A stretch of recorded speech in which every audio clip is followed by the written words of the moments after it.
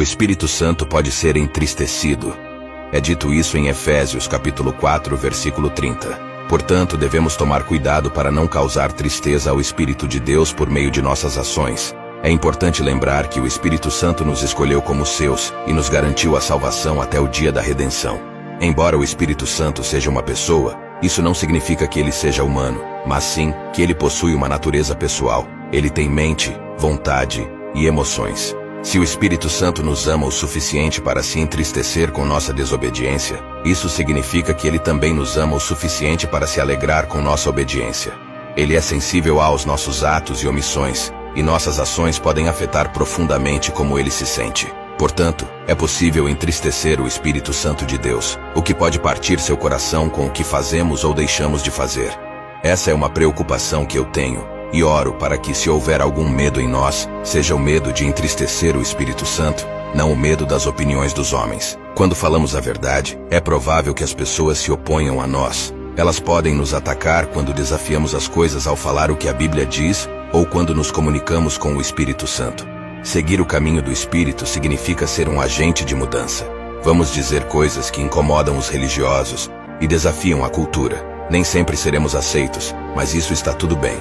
Quando decidimos abraçar o caminho de Cristo, também abraçamos a cruz. Muitas vezes, isso significa enfrentar perseguição por permanecer na verdade, andar em seu poder e amar a Deus simplesmente. Ao declarar o Evangelho, podemos esperar ser perseguidos.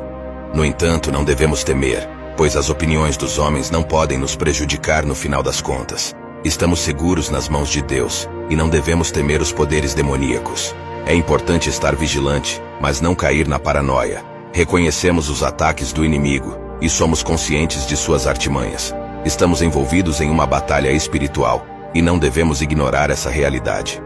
No entanto, não estou sugerindo que sejamos apáticos em relação ao poder das trevas, ao diabo e aos demônios.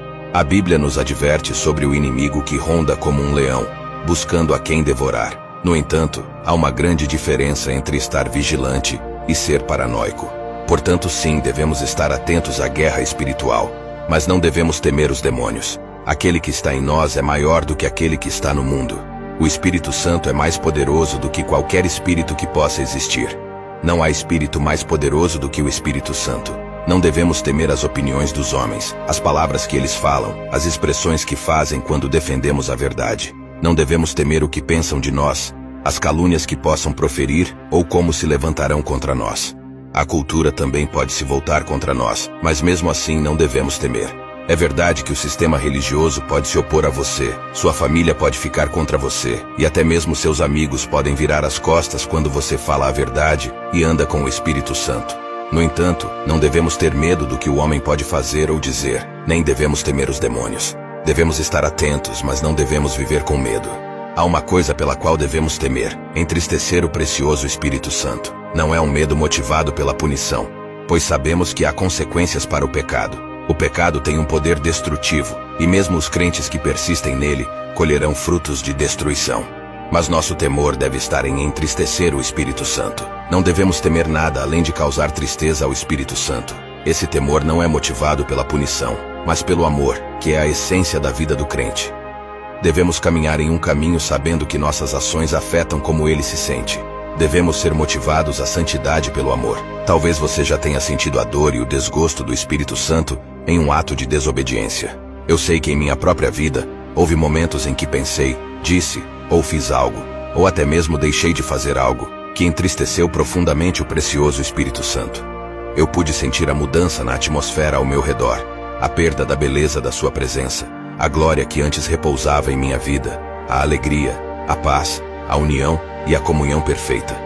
Foi como se essa atmosfera se agitasse e meu coração se partisse.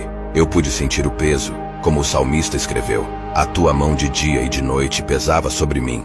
Salmo 32, 4. Essa dor do Espírito Santo é algo que não desejo experimentar novamente. Não quero entristecê-lo, pois sua presença é tão preciosa e vital para mim.